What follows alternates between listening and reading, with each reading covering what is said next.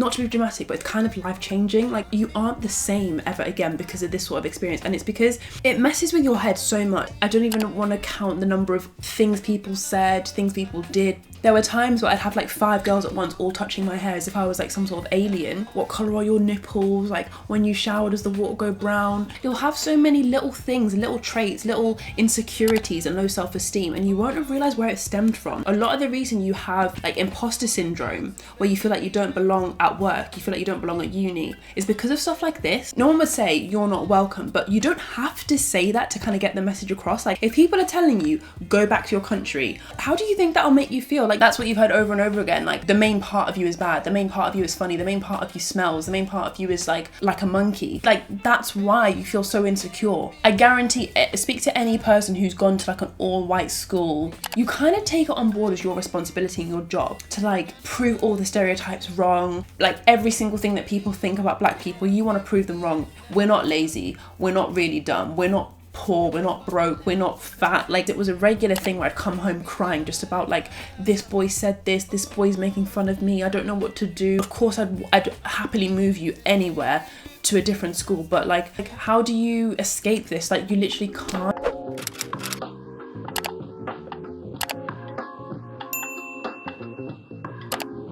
Good afternoon, gang. I've just come back from chilling out with a bunch of prisoners today. I mean, I shouldn't be smiling about that. Basically, my placement right now is like, I feel like I look like a nun with this hair like slicked back. The placement I'm on right now is basically, it's called forensic psychiatry, which basically means they're psychiatric patients. They've got like mental health problems, but their mental health problems have like driven them to do crimes. Yesterday, and for the last few weeks, I've just been spending time and meeting a bunch of murderers and a bunch of people who've like stabbed and just done like horrible crimes. Today, I was on a different ward, so I was in a different part of the hospital, and I was spending time with people who've done like sexual assault and like grooming and online stuff. I'm so overwhelmed with this placement. Like, it finishes on Friday, so I'm so glad. But today I wanted to film a quick video on race and basically how you don't, as a minority, as a black person, I can only speak from my point of view, as a black person, you don't represent all black people. I know this might seem like the weirdest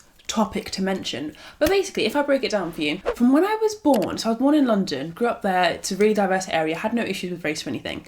I went to this school in primary school up north, like, I'm not even joking, 5 hours away from London. It was like in the middle of nowhere in the countryside. And I'll never forget my first day of school where I literally, the teacher made me stand up in front of the whole class. Like, back in school you had to sit on a carpet, I don't know if you remember that, but like in primary school you'd all sit on the carpet, you'd have your little spot. So I was stood at the front standing with the teacher and everyone else was sat down, and everyone there was white.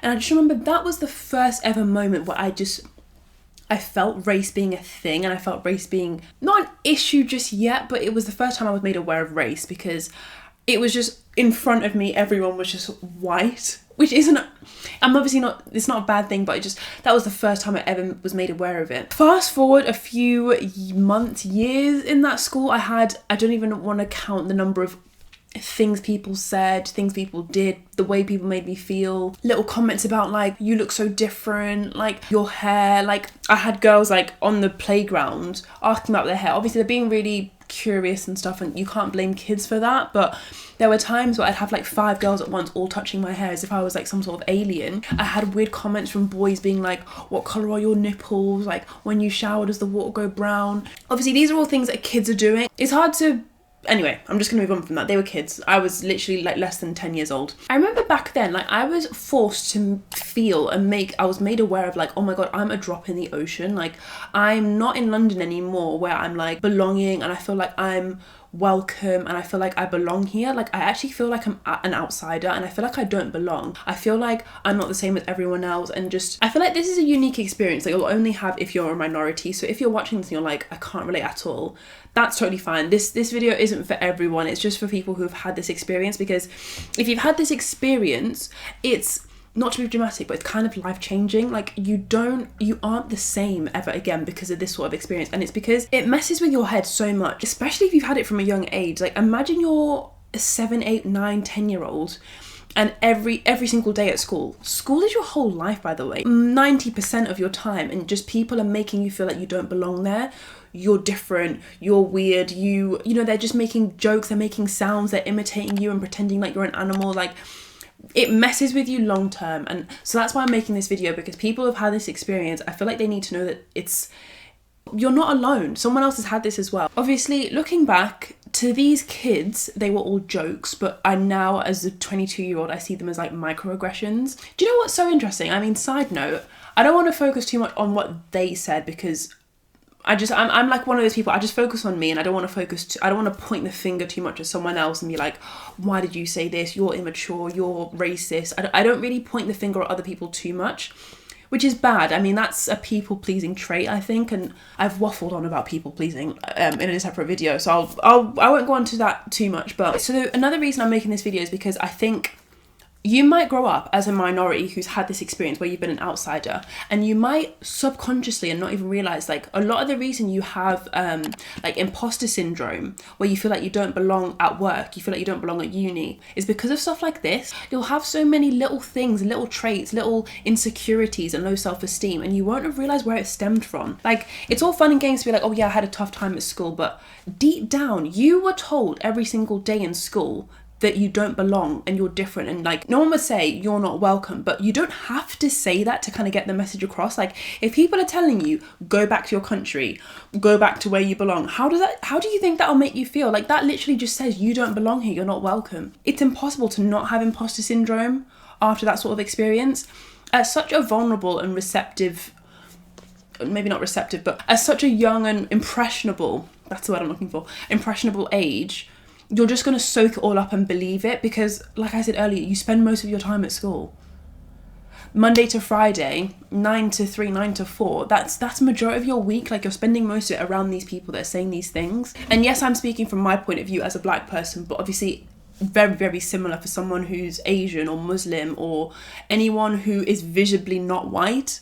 Even people who are just maybe even white, but if you're gay, do you know what I mean? Like, anyone who's just not a minority, anyone who is a minority, I think, would have had this sort of experience. Part of me feels like this experience was unfair. Like, why did I have to go through this? What in the hell is karma? Why is karma even a thing? You do something good comes back to you, or you were mean to this person, so bad is going to come back. But like, I don't think karma works in that way, and I'm going to be so honest. I don't actually think karma works like that anymore, because as a 7-year-old, what have you done to deserve such a horrible experience like that? Or even, I'm sure you've got your own thoughts on, like, you've had something awful happen to you or something like not go to plan, but chances are you're a nice person. Like, sometimes I just think karma, I know this is a massive side note again, but karma and the way we think about it generally, I don't know if that's exactly how it works. Because, I mean, going back to the people-pleasing thing again, imagine you're someone who's just so kind and always, like, giving people the benefit of the doubt. You're always, like, giving people a second chance. Like, you're forgiving people all the time. You're not blaming other people. You just kind of brush it aside and focus on yourself. That is the sort of person, ideally, you think lots of positive things happen. And maybe a couple positive things do happen, but then how does that explain the bad things? I'm not saying I don't believe in karma. I do think karma is real. And I think the more positive you are and your positive outlook on life, I think you'll have a better life. But I don't know if it's like directly tit for tat. Like, you do one good thing, like you give a homeless man £1 and you get something else back. I don't think it's exactly action based. I think it's more like lifestyle and attitude based. Anyway, that is not the point of this video. I normally wear this fleece on placement. Like, these are my placement clothes, because on the wards, obviously where all the murderers and people who've done assault are, it's so hot. They can't open the windows. People can jump out or escape. Like, it's kind of like a prison, to be honest. When I go to this hospital placement, I'm like, it's giving prison vibes. Everything's so secure and locked. It's so hot. When they open the windows, because they do open the windows sometimes, it's so cold, so I need a fleece with me. It's just, the temperature's up and down. I think the toxic thing about being an outsider and being different, being a minority, being a black person in like an only white environment, is it brings race to the surface. You feel like your ethnicity, like being black, is the only thing interesting or the only thing that other people care about. No one ever wants to talk to me properly in depth when it's like a TV show, or no one ever really wants to talk to me about like anything else. But okay, the moment hair comes up, the moment like rap music comes up, the moment any black celeb comes up, it's like, oh, let's look at Christina. Or like the moment we're learning about slavery in history lessons, like everyone turns to Christina, everyone turns to me. It's just like, it's so toxic because it makes you think that race is the only thing that you're like really important about. It just makes you feel like that's the only thing that people see you as. You kind of unintentionally see your race as your whole identity because other people only see you as that. Like, it's quite toxic because like you just adopt the way that other people see you as the way you see yourself. The way that other people see you isn't always accurate. They only see the outside. They only see the external. They don't see the inside. Your view of yourself is the most accurate thing. What's worse is, obviously, so it brings race to the surface. You just see yourself as a black person and then you start to mold yourself around that. Like, oh, I'm a black person that does X, Y, and Z. Rather than just, I'm a person that does X, Y, and Z. Oh, and, you know, by the way, I'm, you know, you just so happen to be black as well. Which is just a bit sad. It's just a bit sad because like you're more than your race. You know, you are such a complex person that's made up of different opinions and insight and interests. Like, you shouldn't just brush that all to the side to be like, oh yeah, but I'm a black person. Just because that's how people around you make you feel. What's worse is obviously in this situation, my situation where it was really negative, like all the name calling, all the jokes, if we want to call them that, people making fun of my hair, touching my hair, it feels like carpet, why does it smell? All those horrible things makes me think that this main part of my identity, the fact that I'm black is like a bad thing, which is where the self-esteem and insecurities and just like self-hate comes in. Earlier on when I was mentioning like, you know, you might have low self-esteem, you might have insecurities and you don't know why. That's why. Like, I know it's obvious and it sounds like you were literally bullied, Christina. Like, I'm being really polite in this video. I'm being like, oh, the jokes, It was bullying, it was racist, it was all those things. But no one ever breaks it down as to like, that's why you are quite insecure about yourself. And that's why you, like, your whole identity is wrapped up in this thing that people have told you is negative for so much of your childhood. That's what you've heard over and over again. Like, the main part of you is bad, the main part of you is funny, the main part of you smells, the main part of you is like a monkey. That's why you feel so insecure. I guarantee, speak to any person who's gone to like an all-white school or gone to like an upbringing where they were an outsider. They've heard every stereotype under the sun and they've probably compared themselves to that stereotype at some point. I'm not even going to pretend like the school was innocent. The school didn't do very much because they didn't know. A couple of times I told one of my teachers or my form tutor, like, this person said this person did that. I only did it 2 or 3 times. I didn't do it every single time it happened because when you do it a couple of times, the teacher doesn't really know what to do. They just kind of, they act shocked. They do the, oh my God, I'm so sorry. They do that. And then what do? Nothing happens afterwards. And it's like, okay, well, I'm not going to put myself through this torture of plucking up the courage to tell you because it's scary to tell another white person who, you know, it's a white person that's done it and I'm having to tell another white person to try and fix it. But it's scary to do that over and over again to get the same response when nothing happens. So I just stopped doing it after a while. But obviously, I guess I should mention, not every single person at the school I've gone to was an awful person. This is like a very, very vast minority. And I'm sure anyone in my position who has been bullied or has been picked on can relate that it's, you know, you're not...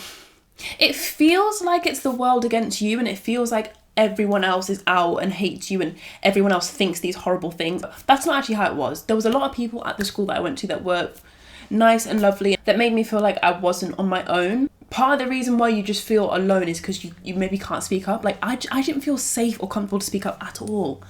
It was terrifying, like the thought of speaking up and saying like, oh yeah, like a bunch of these kids that you also teach and you were also like cracking jokes with in the last lesson, yeah, those kids, they're picking on me.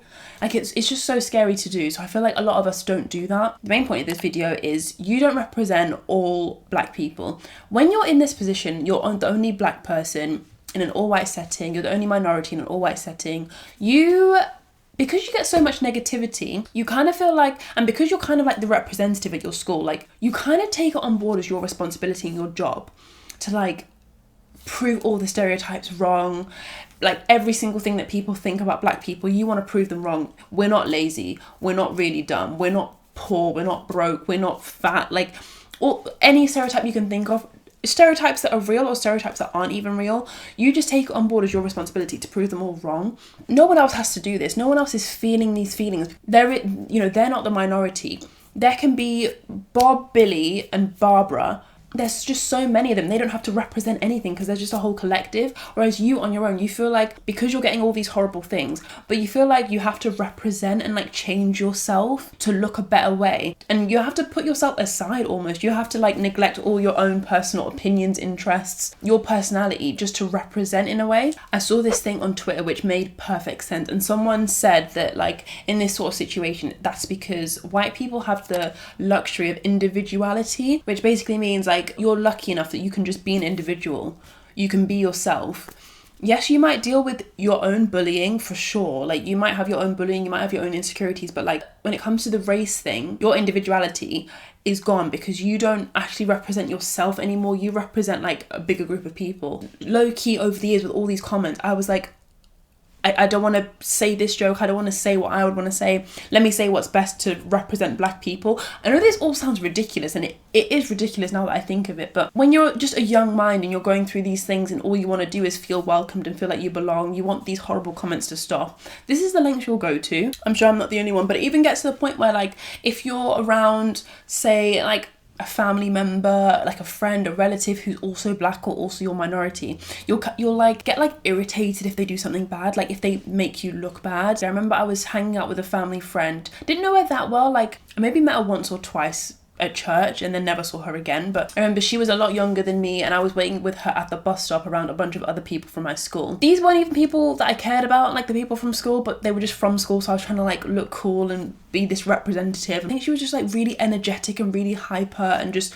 all over the place. I remember feeling like I couldn't control her. I remember like getting upset and like literally just walking away from the bus stop, like neglecting like my journey home. I wasn't even planning to go home. I just wanted to like get away from them and get away from the fact that they could see me with her. And when I think about it, I'm like, this was literally my family friend. Like I know this girl, I don't know her well, but I have much more of a loyalty to her than I do to all the other people at the bus stop who I don't even care about, purely to the point of just looking good and making a good impression. I was like we need to leave, like I can't have you making me look bad.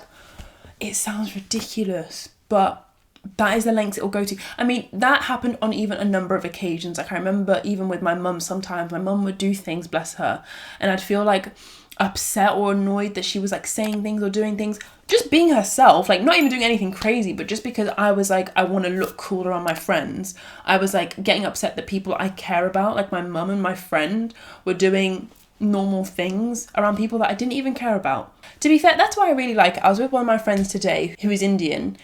I was like, you know, I like it when I can talk to people and I forget that race is a thing, or I forget what their race is, because it's nice when you don't have to have that at the forefront of your mind. It's not normal, by the way, to constantly think about your race, constantly think, I'm black, I need to represent in this way, I'm black, I need to think this. That is not normal. That is not normal at all. When you can forget about that and you're with people who actually just care about you as a person, that is literally one of the most freeing and liberating feelings ever, especially when you've had this experience. No matter what your opinion is on race, what your political view, genuinely, none of that matters.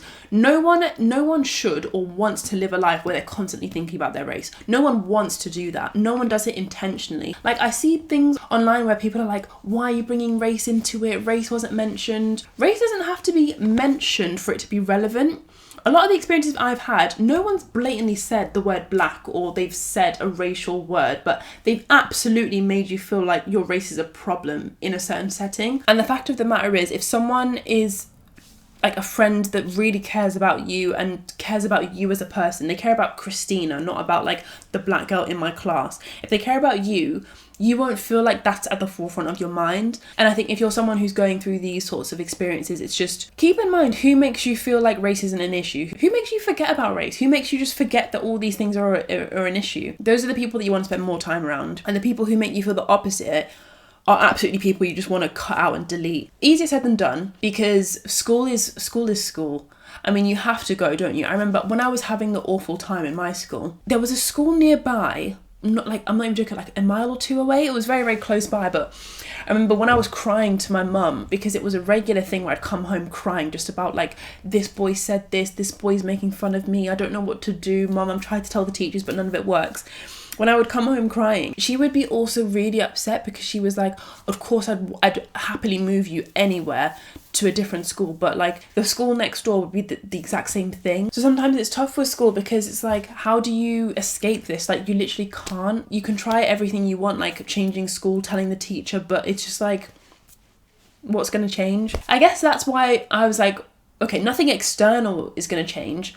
Obviously, next step is change myself, and then that's where I fell into that rabbit hole of being like, I need to represent. I literally remember at that time like typing in on Google like only black girl in school and stuff like that, and I'd be like only black girl in my town to see if other people had a similar experience. This was back in like 2012, so I don't think there was, you know, YouTube wasn't what it was then, TikTok wasn't what it was then, but I guess that's why I'm making this video now 10 years later, just to try and, I don't know, make other people in a similar position feel seen. Anyway, I'm getting a bit cold now. This was quite a therapeutic video for me to film. I should literally be speaking these sorts of things to a therapist, not my camera sat on my carpet. I really hope you enjoyed this video. I'm planning to do videos every single week, so make sure to subscribe for similar ones to this, and let me know in the comments if anything that I said kind of resonated with you. I am absolutely certain there's people out there who've had a very similar, if not worse, experience to what I've had, and it breaks my heart that people out there are sitting